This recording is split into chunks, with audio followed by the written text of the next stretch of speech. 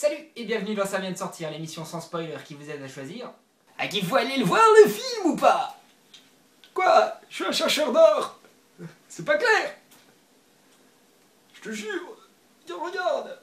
Papy Pépite qu'on m'appelle.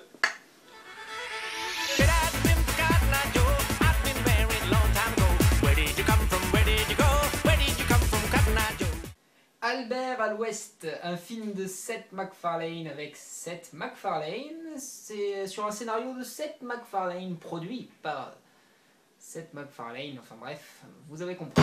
Alors petit rappel pour ceux qui se demandent mais qui est ce mec au physique particulier? Alors c'est Seth MacFarlane, ce mec qui est le créateur et le mec qui fait, ouais, on va dire, une voix sur deux dans Les Griffins, dans The American Dad, dans The Cliff John Show. J'ai un accent anglais horrible aujourd'hui. Hein. Et il a aussi réalisé il y a 2 ans son premier long métrage au cinéma, Ted. Oui, et c'est lui la voix de Ted au passage. Donc ce mec, c'est pas n'importe qui, il sort pas de nulle part quoi. Et ce premier long métrage a eu un succès énorme dans le monde, donc les producteurs lui ont fait confiance pour ce nouveau long métrage, où il s'est un peu sorti le doigt du cul et s'est enfin mis devant la caméra au passage. Et c'est pas un mal. Alors avant de commencer la vidéo, juste avant de parler du film, je dois vous dire quelque chose d'important. Ce film contient le meilleur caméo du monde, de l'histoire, du cinéma, de tout jamais. Eh ouais. Alors c'est entièrement personnel, hein. Ça se trouve vous allez trouver ça tout pourri, mais moi j'ai pris mon pied. Cette émission est sans spoiler. Mais je peux pas m'empêcher de vous le dire. Alors si vous voulez le savoir, cliquez ici et je vous le dis sans aucun problème. Sinon... allez voir ce film et vous allez prendre votre pied. Alors oui, ce film n'est rien de plus qu'une comédie bien grasse à l'américaine, de l'humour à la Seth MacFarlane. Si vous avez aimé Ted, vous aimerez ce film, son humour. Par contre, je m'attendais à beaucoup plus de gags que des gags ratés. Je m'attendais en fait des gags, je m'attendais à ça. Et en fait non, il n'y a pas énormément de gags, mais ceux qui sont là, ils font mouche, ils fonctionnent. Et c'est ça le principal au fond. La réalisation est excellente. Et je suis sérieux, j'ai été assez surpris parce que...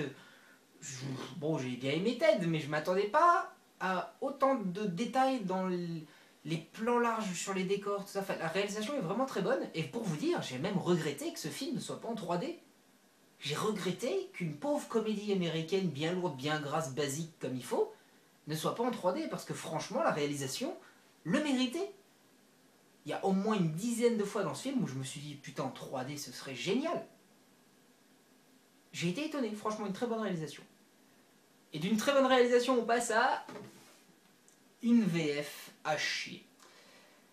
Malheureusement ce film a eu un petit peu de budget quand même, parce que pour ce qui est des décors, tout ça, je veux dire, il y a eu du budget, ça se voit. Mais alors la VF...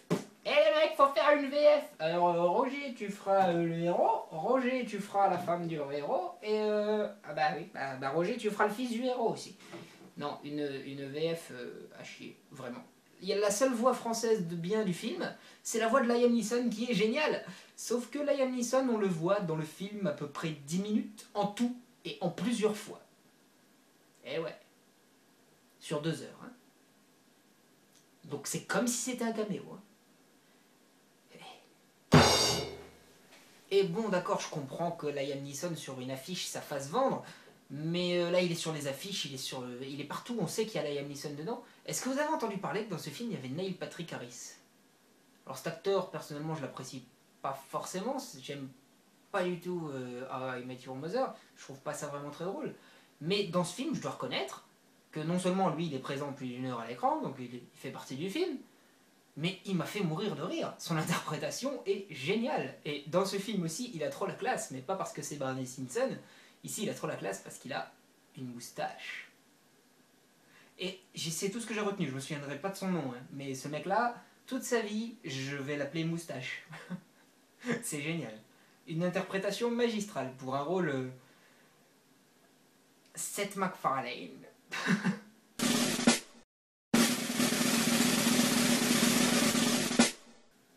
Oui, c'est bête, c'est caca, c'est pipi, c'est tout ce que vous voulez, mais c'est drôle. Moi j'ai rigolé, donc on y va. Et n'oubliez pas... Best caméo ever. Oh yeah.